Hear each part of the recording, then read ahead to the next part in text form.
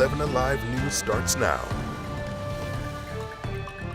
Hey, it's a brand new week. Great to be with you at 10 a.m. here on 11Alive Plus from our new streaming center on this Monday, January 12th. Hope you had a nice weekend. We're going to be with you here for the next hour talking about all the big news, not just today, but previewing this week. A new legislative session is starting today. We're talking about the end of the Southern drawl, y'all. We got plenty to go on today, and we're doing it all with the help of our producers, Gabby and Jason. Thank you for joining us today, and happy to have Chesley McNeil here. Can you believe we're losing the Southern drawl, Chesley? No, you just proved it. You just it's not lost in this studio. No. Yeah. I think that's a thing about the South that we should keep. I agree. Be It's proud a nice of. touch. It makes us different. And the weather kind of a little different too this week from what we were used to last week. You go from 70 temperatures in the 70s down to temperatures in the 40s. People forget. And so I know a lot of students today go back to school, college students I'm talking about, will have on shorts and hoodies.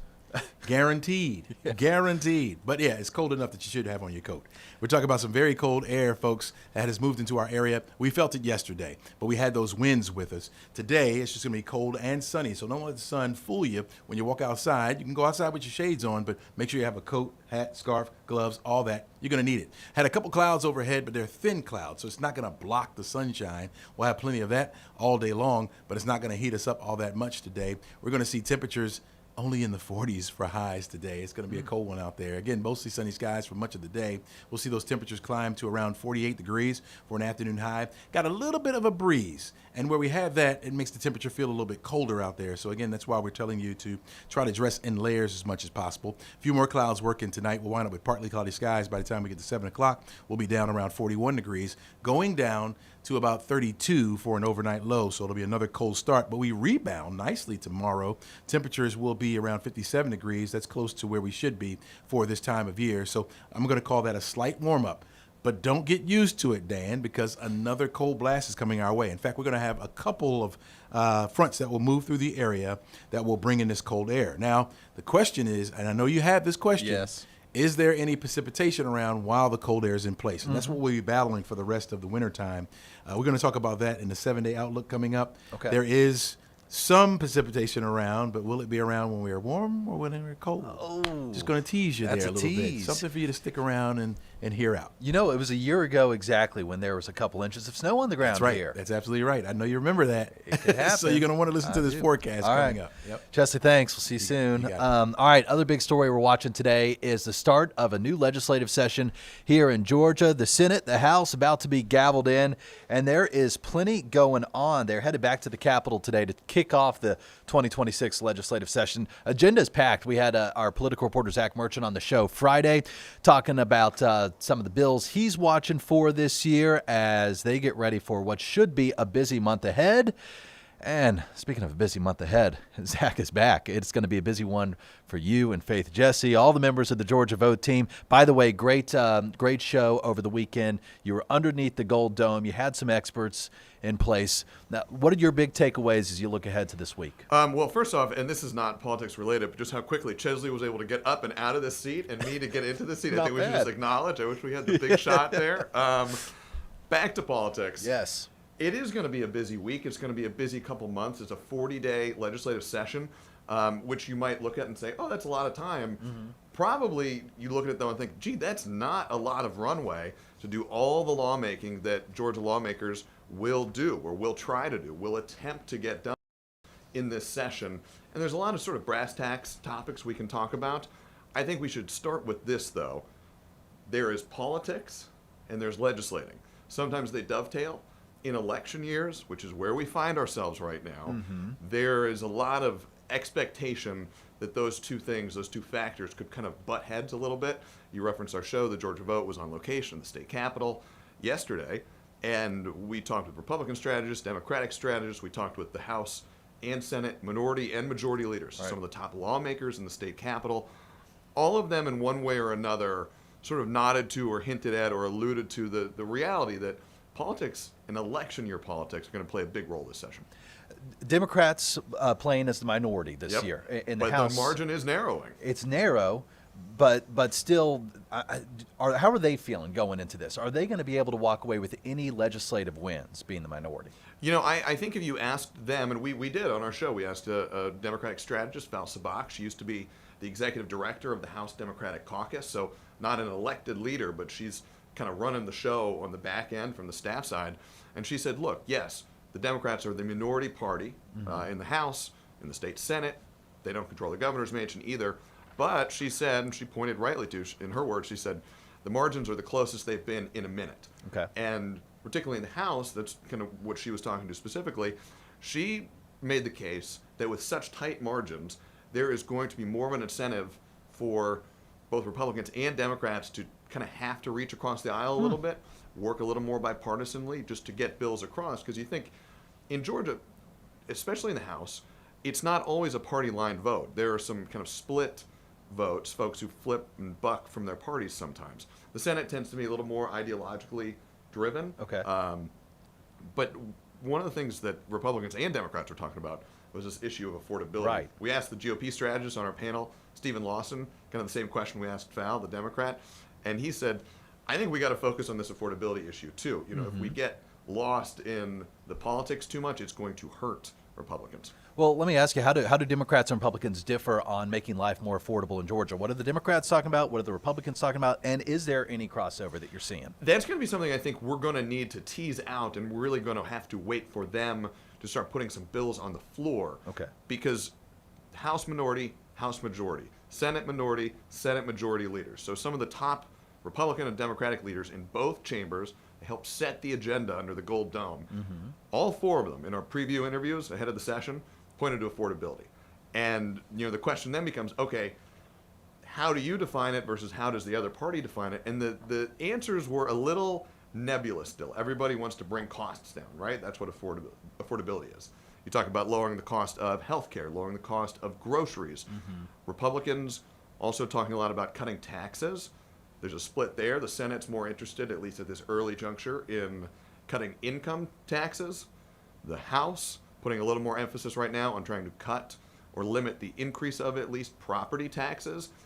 These are all things we're going to have to see get a little more cemented as the session goes on. Speaking of cementing, the governor's final year in office, how is he planning to cement his legacy? What are you watching for from Kemp? That's kind of the big wild card. You know, last year, I'm sure if you remember this, if you're a close watcher of Georgia politics, you'll remember the big battle over, some people call it tort reform, other people call it insurance reform. Governor Kemp put a lot of political capital on the line to get that legislation over the hill. Threatened to, and I shouldn't say he did, but staff of his, people close to him, threatened to run primary ads against Republicans who didn't get on board with it. It ended up passing. The bill got done. The question this year is, do you swing for the fences again? Or do you play it a little safer in your last year as governor? We asked our panel that. The Republican, Stephen Lawson, yesterday when we talked to him, he said, he put it kind of in an interesting way. He said, I think he'll swing for the fences, but in a targeted way. Okay. You know, it's just a little bit of Lawson and other Republican strategists, I think, would all say the governor has accomplished a lot of conservative priorities. You know, Democrats would call those things not wins. They'd be very upset about a lot of those things. Republicans see Governor Kemp as checking off a lot of the Republican to-do list and is pushing on 8 years in office now. What he'll do this session, he may play it a little closer to the vest, particularly with an eye on whatever he does next, because that's a big question mark. A lot of people thought he may be running for Senate this year to challenge incumbent Democrat John Ossoff. Obviously, he opted not to do that. But what does Governor Kemp do next? Is there more political campaigning in some fashion in his future? Did he throw his weight behind Dooley? Very much so. And a situation that got a lot of kind of eyebrows raised in the political sphere in Georgia here, because you had folks like U.S. Rep. Buddy Carter and Congressman Mike Collins. They were looking at that race as well. They were in, and they're established brands in Republican politics. Both of them are sitting congressmen. Governor Kemp, when he opted not to run, instead of putting his support behind one of them, decided to back Derek Dooley, who's a political newcomer. He's a former college football coach. He's the son of former UGA football coach Vince Dooley. Vince Dooley. As you well know, you're Big a college name. football fan. Yep. And the governor really has gone all in on Dooley, so we'll see what happens in the Senate race. Hey, final question. What do you think they're going to discuss when it comes to data centers? I mean, such a hot button issue. Are they going to be able to tackle that in any meaningful way this session? We're going to have to see. Sometimes I think the best answer and the most honest one is I don't know. And I think if you asked a lot of lawmakers right now, they'd probably say the same thing, because there are these kind of two headwinds going against each other. There's a case that data centers and the data center development is lucrative for the state. Sure. And you see these arguments playing out in local community meetings too. How many times have you covered, how many times have we seen a municipal meeting where a local county board or a city council maybe is more supportive of the project than a lot of the citizens who are speaking there? Yeah. Because it's lucrative, it's a big investment, but there are questions about Environmental the environment. concerns. There are questions about how long the jobs last. A lot of these jobs are construction jobs. You build this big, huge site. It takes relatively few people to maintain the data centers once they're up and running. Yep. But data centers they're on the minds, I think, of a lot of state legislators. We'll see how it plays out. Lucrative. No Lucrative. doubt. No Yeah. doubt. And hey, look, everybody's using AI now. You need something to power it. You do. Okay. You do. All right. We'll be watching. Yes, we Zach, will. thank you so much. What a day ahead. By the way, they've officially gavelled in, so we're going to be It's watching. about 10 a.m. We're in. We're going. Right on. All right. Zach, thanks. We'll see you soon. Hey, let's talk about what we're watching on, you're looking live at the Georgia Senate floor right now as they're doing roll call. So, yeah, we do appreciate Zach walking us through what he is going to be watching as the legislative session officially underway. Now let's go to Wall Street. Checking the Dow right now, down 300 points. It was a little worse as things started off, down closer to 400 points this morning, and traders very closely watching some news that came down late Sunday. The DOJ opening an investigation into the Federal Reserve's renovation of its D.C. headquarters that you were looking at. Federal prosecutors now investigating Fed Chair Jay Powell, who you're seeing here. Prosecutors alleging Powell lied to Congress when he testified before the Senate Banking Committee last summer about the cost of those renovations, which, by the way, costing about $2.5 billion. Powell, though, releasing a statement on X last night. Did you see this? He's saying there's more at works here behind the scenes. We're going to play Jay Powell's full statement here for you, and then I'm going to tell you what President Trump told NBC on the other side of the statement.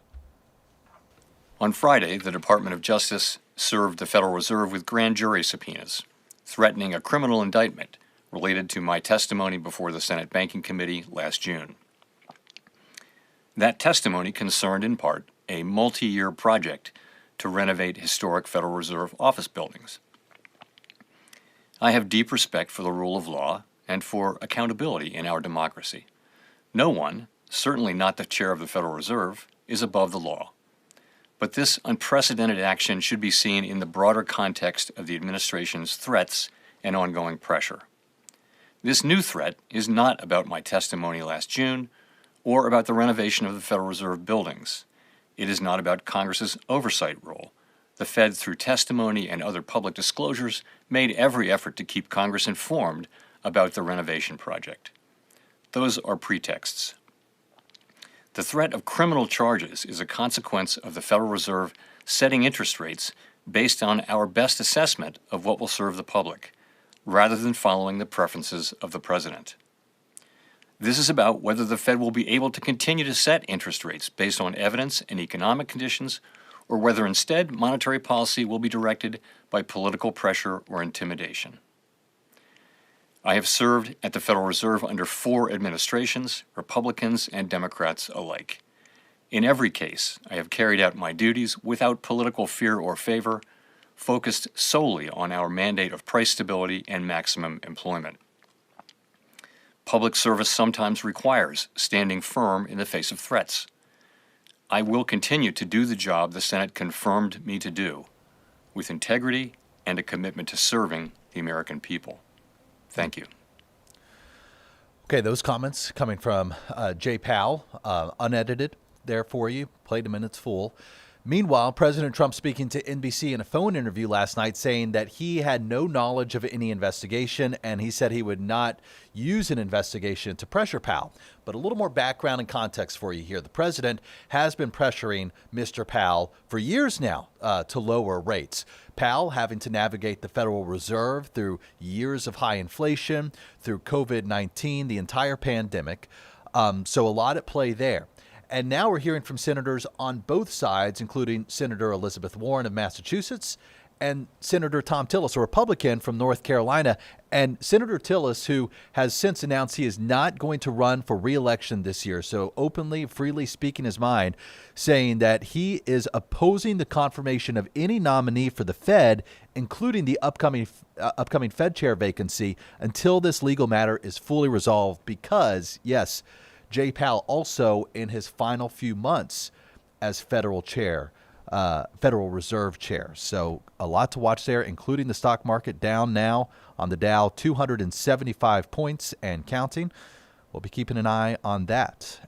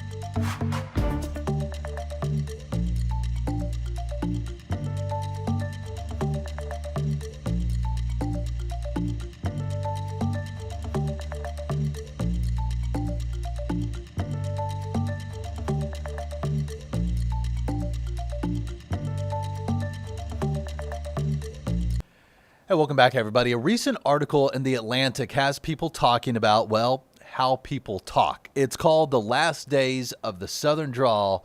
Say it ain't so. It cites some recent studies that suggest young people are losing their Southern accents.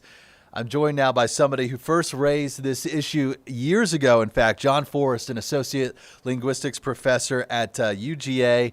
John, great to have you. You first co-authored a study back in 2023. I remember reading it at the time and reading some of the fallout at the time. Here we are 3 years later. Has anything changed with your perception of the study? I mean, what's the state of the Southern drawl today, in your opinion? For language change and stuff like that, 2 years is not a super long time, so it's pretty much the same thing. But what I'd say basically is that the pieces of the Southern drawl are going away. A lot of the things that people think of when they think of Southern accents are gone. But I wouldn't say necessarily that, like, we're not sounding Southern. It's just Southern means something different nowadays than it used to. Can you expand on that a little more? What are we losing that we once had when it came to our dialect? Yeah, so a lot of what we're looking at is the pronunciation of particular kinds of vowels. So, like, vowels like in the words face. If I say face with a Southern accent, people immediately know. They're like, oh man, that sounds really Southern. A lot of that stuff is going away, but these are things that people really, really notice about the Southern accent. All accents in different areas have tons of things that make them up. Some of them we really notice, some of them we really don't. So some of the things that are a little more under the radar might be it's still kept around, but people don't pay as much attention to them. But some of these iconic things like those vowel pronunciations, like face or time for time, those are going away. So are you saying that I'm going to now be boiling my water instead of boiling my water? A lot of people boil their water now rather than bowling. Okay.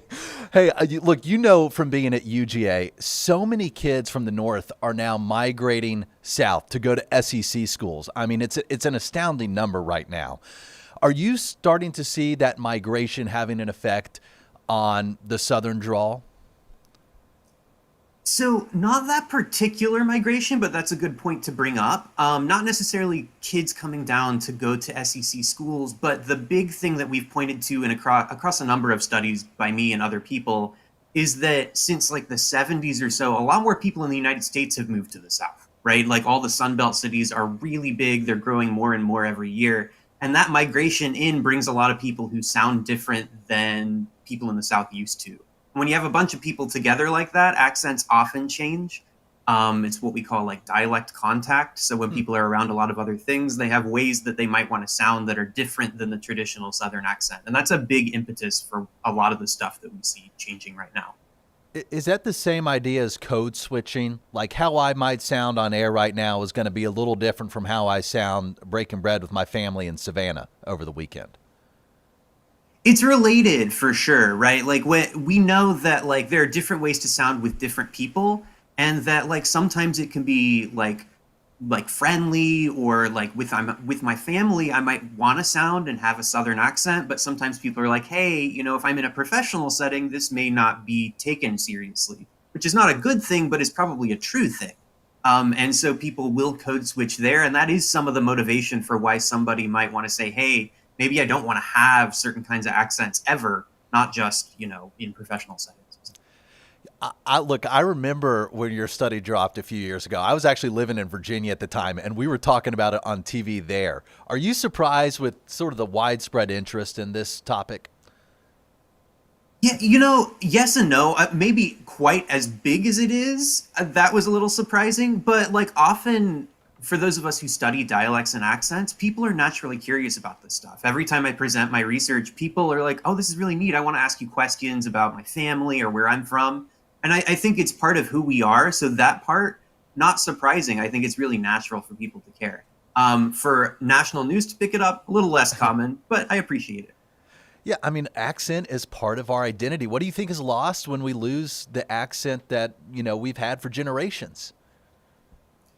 Yeah, it can be losing something, right? Like, I think accent is tied to identity, but it is always changing, right? Like, I sort of open with saying, like, we're reforging what the South means because the changing of the accent is not necessarily a loss, but a reinterpretation of what the South is and what it could be.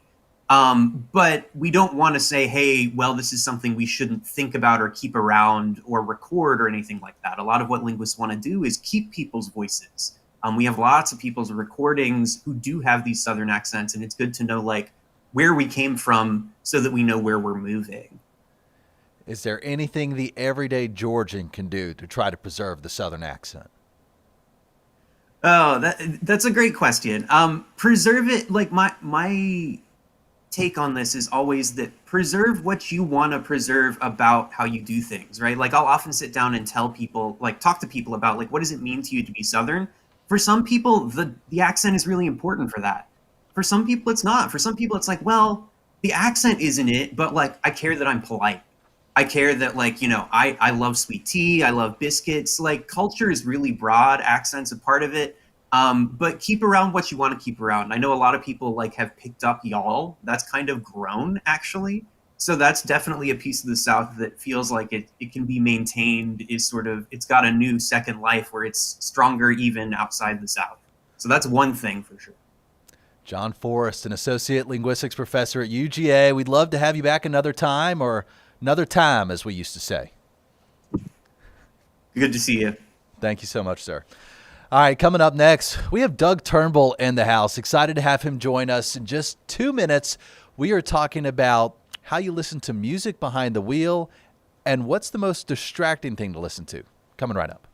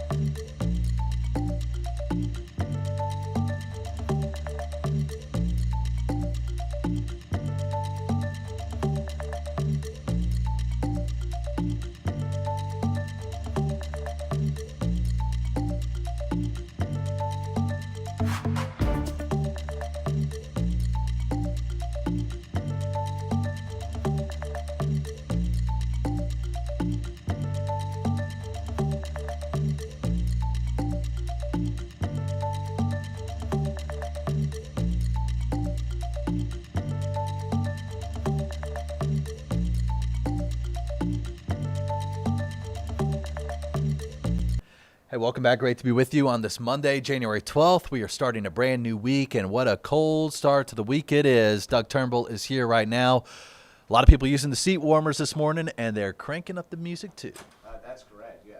First off, seat warmers are essential in the traffic impact trackers. Boise and I are in that thing, trolling the streets every morning. You got a seat warmer in there? I think so.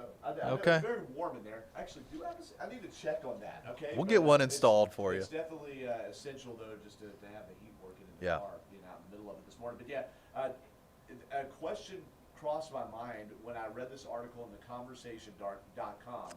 That's a website that compiles a lot of academic.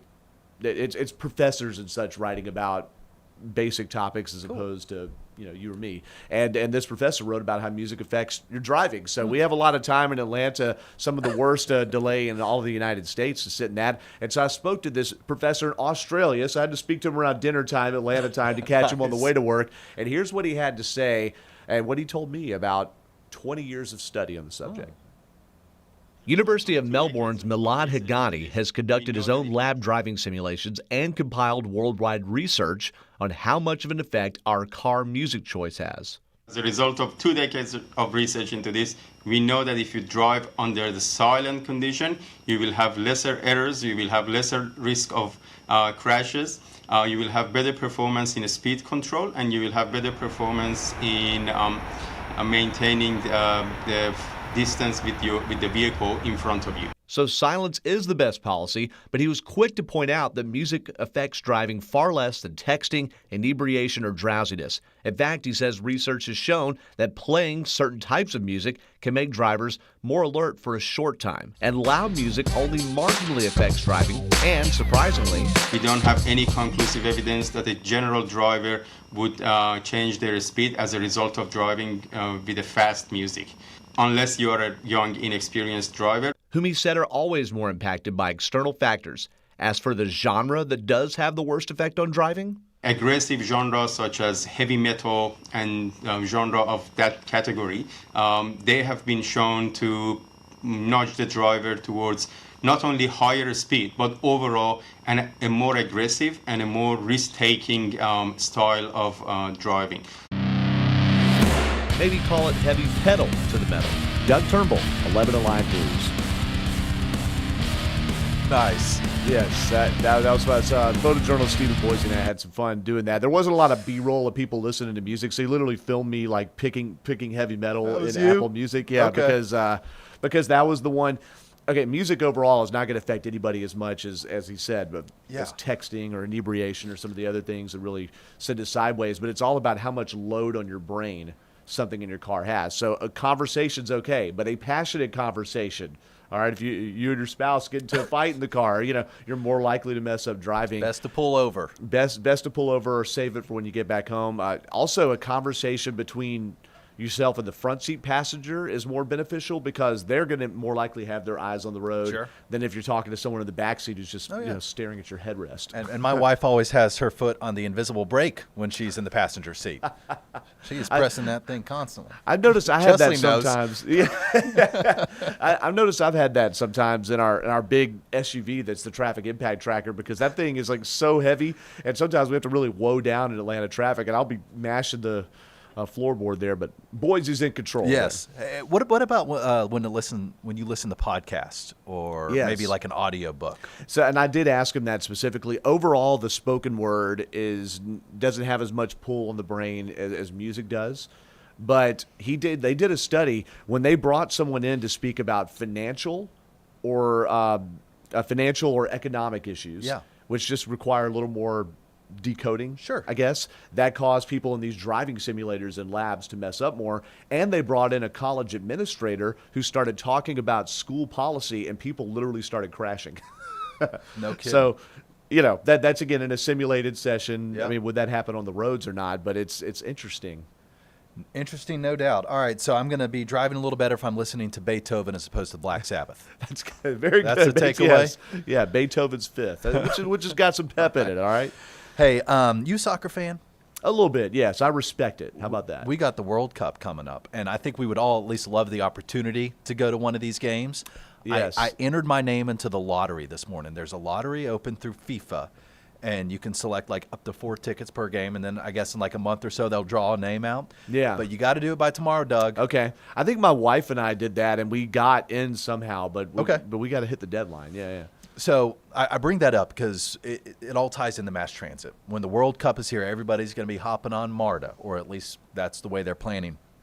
Yesterday, there was a triple shooting on MARTA. This happened over by which station East was Point, that? I believe. East Point Station, you're right. And I asked MARTA, I said, we want to add some context to all this. Will you send me your crime stats for 2025? And they did, and it shows, Doug, and I want to get your take on this, that they had 0 homicides for 2025 on MARTA. Aggravated assaults are down 27%. And check this out here. Robbery down 34%.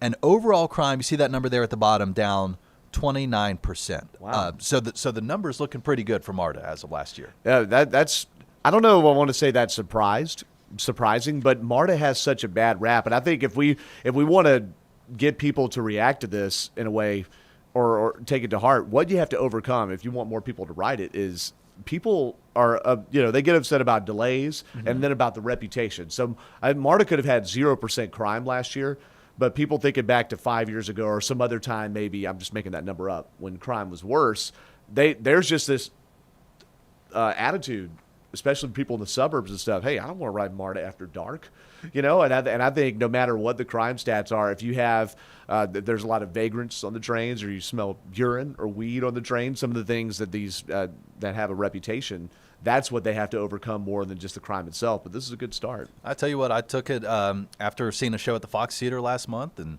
took it north, and the hardest part of the whole ordeal was just catching an Uber from the station back to your house at that point. So, I mean, I had a great experience on it, and I know a lot of people are going to be using it pretty soon. I was out Saturday night. I had to go to Little 5 Points. I had to go to Lindbergh and then take a bus after that. Yeah, exactly. And take it all the way to Moreland and Euclid. It worked fine for me. All right. Doug, great to see you. Thanks for coming on today. Always good to be on you, Dan. That's time number 2, so let's Yes. keep building on that. And by the way, my Gridlock Guy column, which this will be a column in later on in Gridlock Guy, is every Sunday on 11alive.com and in the Atlanta Journal-Constitution. So we'll try to come in here on Mondays and chop it up. Would love that. Yeah. All right, Doug, thanks. And hey, as promised, Chesley was in here about 30 minutes ago talking about potential wintry weather. What's he watching for? We'll hear from him in 2 minutes.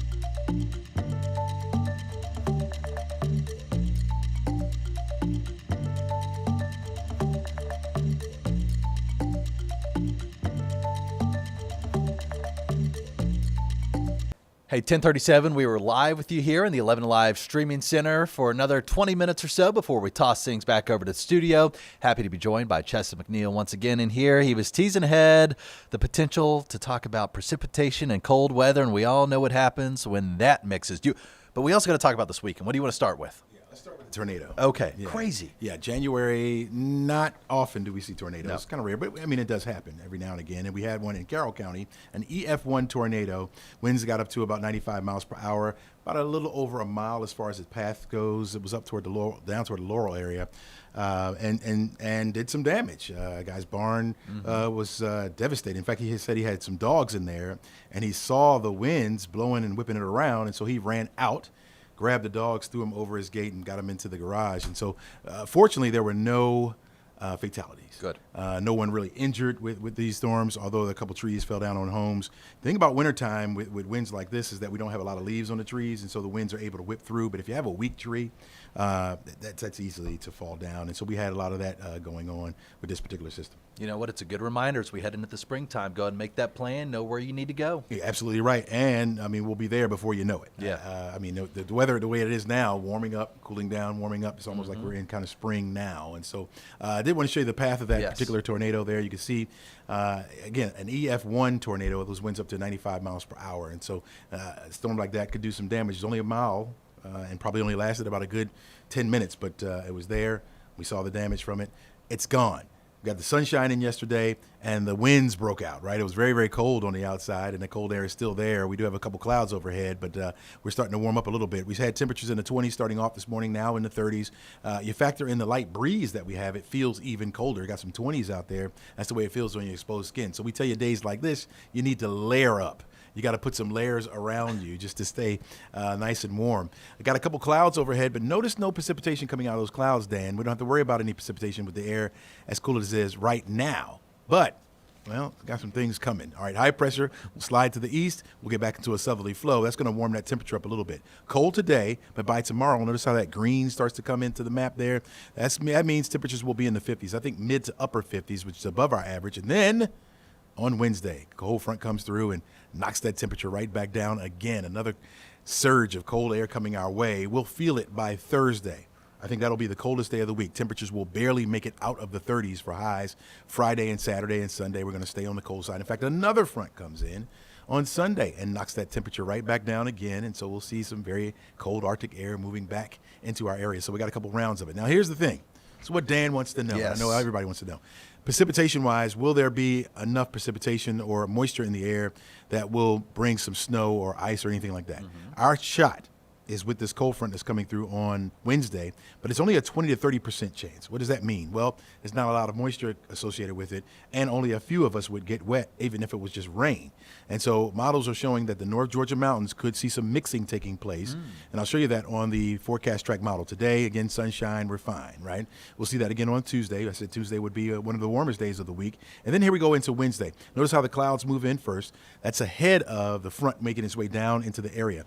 Notice the precipitation falls apart before it gets into our state, right? And so will the cold air make it in before this moisture moves out? It's a race against time because there's not a lot associated with it. But if the temperatures cool down while that moisture is around, then we could see a couple flurries flying around. We'll have another shot just like this one on Sunday, all right? And so we do have very small chances, but they're there, okay? And so we'll fine-tune that, obviously, as we get closer. Right now, it just looks like, in the higher elevations of the North Georgia mountains is where we'll see that. Temperatures will be falling on Wednesday. In fact, I got a 40-degree temperature right there on Thursday, maybe only in the 30s for highs. And so just that cold air is going to stick around just in time for the kids to go back to school. Welcome back to college. For all the college kids around here. They don't need a snow day already. No, they had beautiful weather, especially last week. The time off was great. Now you got to hit the books, stay inside, and enjoy. It's syllabus week, right? That's always right. an enjoyable That's it. week. I'm going to KSU right now to do the same thing. Enjoy. Yes, Chesley, indeed. I know you didn't watch the Golden Globes last time, but maybe you should have. I saw some highlights, but that was it. Okay. Nice dresses and tuxes. He was watching the Eagles game instead. know it. But, yeah. Fly high. There's always next season, buddy. You got him. Let's talk about the Golden Globes. Big night last night. 83rd Annual Golden Globe Awards, kicking off awards season. Let's get a little recap from David Daniel with more on the evening's highlights. Adolescence dominated the TV side of the 83rd Golden Globes. The psychological drama won a trio of acting honors and Best Limited Series, Anthology, or Made-for-TV Movie. Removing hate is our generation's responsibility. It requires thought from the top down. The possibility seems remote right now, but hope is a beautiful thing. I've been very blessed in my life. I was raised in a family that put a high priority on art and on curiosity and on service. Noah Wiley won for The Pit, which also took Best TV Drama. Seth Rogen accepted an acting award and Best TV Comedy for The Studio, and Jean Smart won her third Golden Globe for Hacks. I'm one of the luckiest people in this, not this room, this entire business, and it does not go unappreciated. Also grateful, Pluribus star Ray Seahorn, Best Female Actor in a TV Drama. I'm still so grateful that I get to do this for a living, and this is incredible icing on that cake. Thanks. And Timothy Chalamet, Best Male Actor in a Movie, Musical, or Comedy for Marty Supreme. Always be grateful for what you have. It's allowed me to leave this ceremony in the past empty-handed, my head held high, grateful just to be here. But I'd be lying if I didn't say those moments didn't make this moment that much sweeter. For my parents, for my partner, I love you. Thank you so much. One battle after another. The big film winner was One Battle After Another, with 4 awards, 3 for writer-director Paul Thomas Anderson. You guys are being so generous with this affection for me and this film, and I'll take it. Hamnet. And motion picture drama went to Chloe Zhao's Hamnet, whose lead, Jessie Buckley, was also honored. The most important thing of being an artist is learning to be vulnerable enough to allow ourselves to be seen. In Hollywood, I'm David Daniel. Okay, so that is kicking off award season. By the way, Oscar nominations coming out January 22nd, just 10 days from now. We're back with more news coming up right after this short break.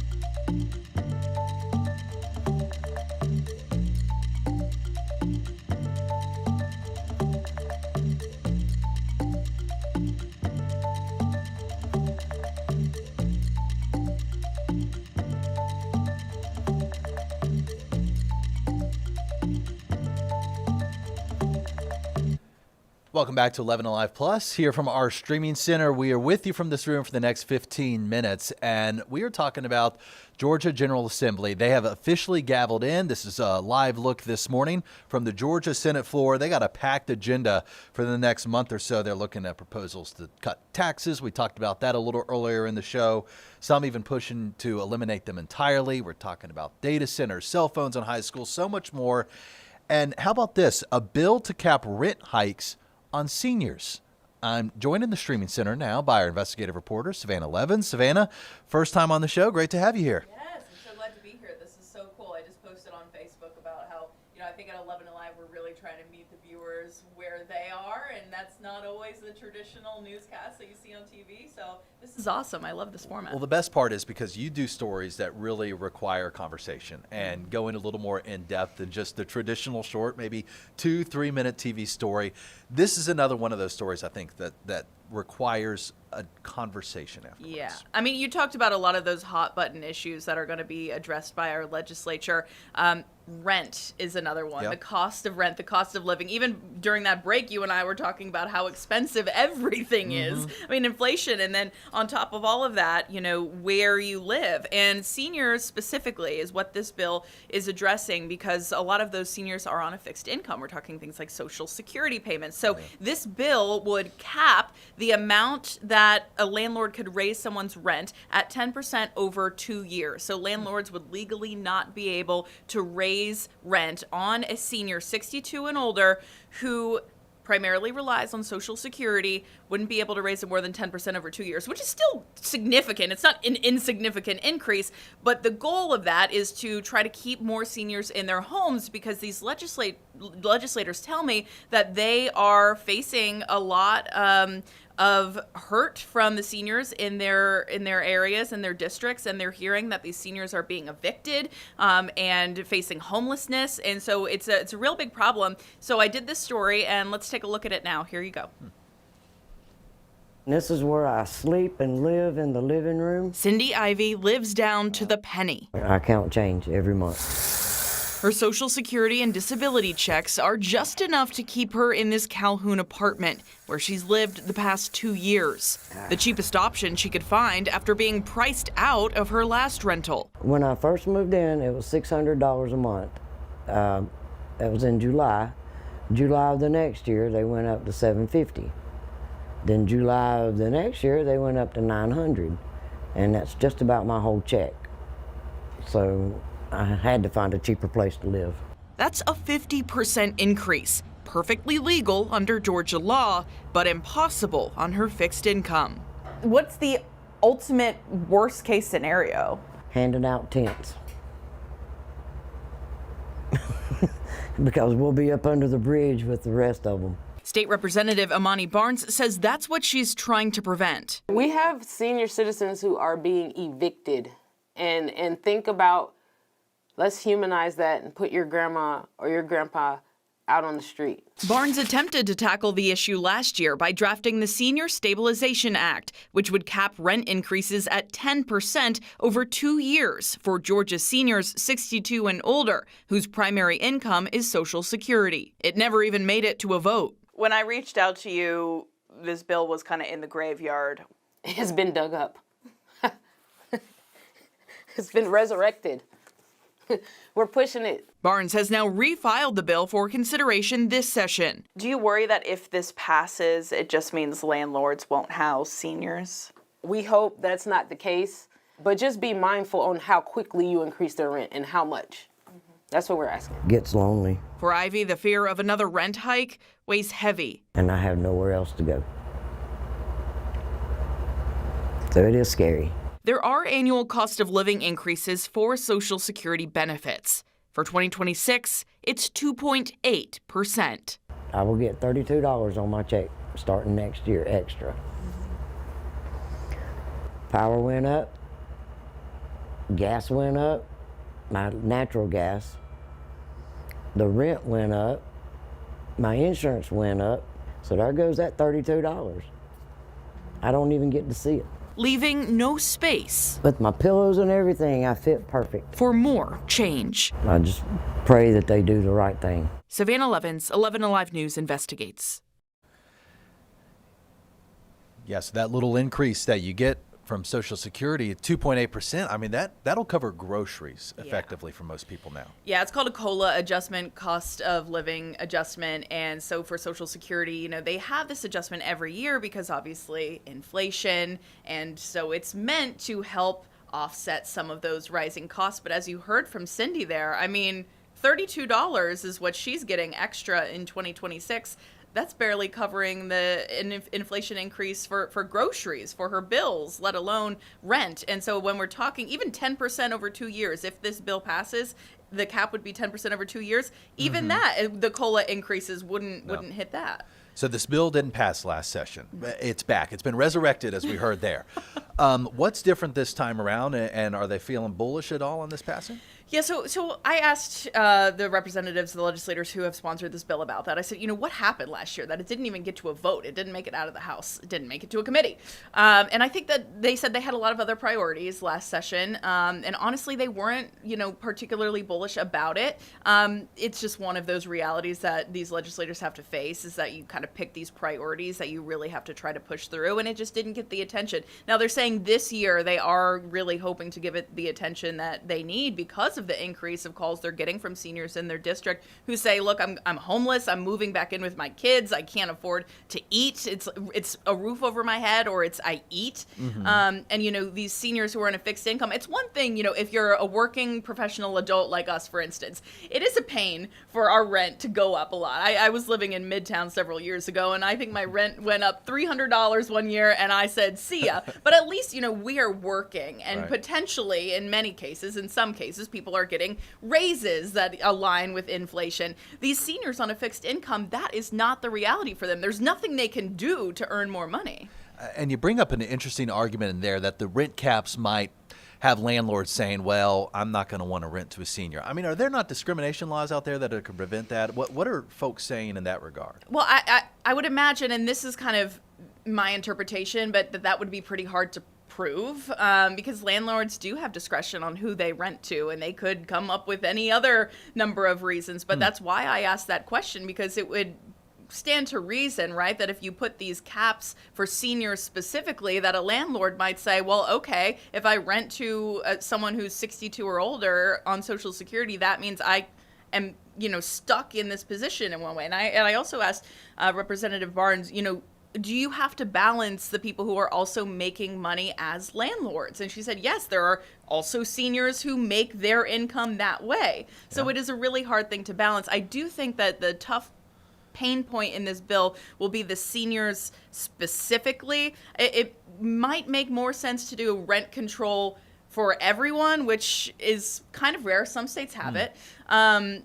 That way it would be a little easier to kind of address that discrepancy and the potential, of landlords just not renting to seniors to begin with, which of course would create its own issue. Well, I mean, it's not just a Georgia issue. This affordability a nationwide problem. So have other states successfully passed these rent caps for seniors? Yeah, some have, not seniors specifically, to my knowledge. A lot of them are just rent caps in general. And that 10% to 15% seems to be about the sweet spot. But again, 10% over 2 years, again, is not negligible. No, it's decently significant. But I mean, you heard from her, she had her rent increase 50% over 3 years. She was saying even before that, she was renting a basement unit and was paying about $400 a month. And then they decided to flip it, renovate it, and then, it went up to $1,200. So it's just kind of the way things are right now, and real estate is scarce, but these older people have nowhere to go.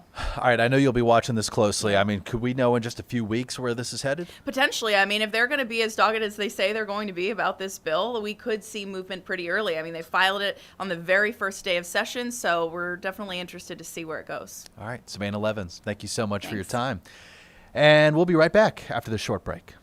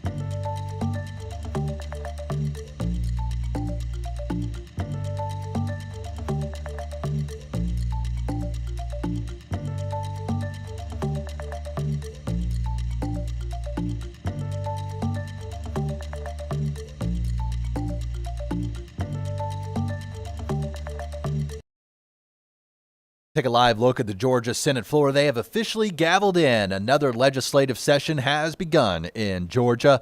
In just the last hour or so, it's all started. The Senate and the House now in session, and they have plenty to tackle in the next few weeks ahead. Coming up in just a couple minutes on 11Alive News at midday. Stick around right here on 11Alive Plus, because we are going to have a live report there from the Georgia State Capitol, talking about what to watch for beneath the Gold Dome as those lawmakers now back to working together to pass some bills. Also coming up in just a few minutes on 11 Alive News at midday, we are following the latest on 3 inmates killed in these prison fights out of Washington State Prison. It's about 2.5 hours southeast of Atlanta. That fight breaking out yesterday. Everything supposedly under control now at the prison, though questions remain over how this fight began, what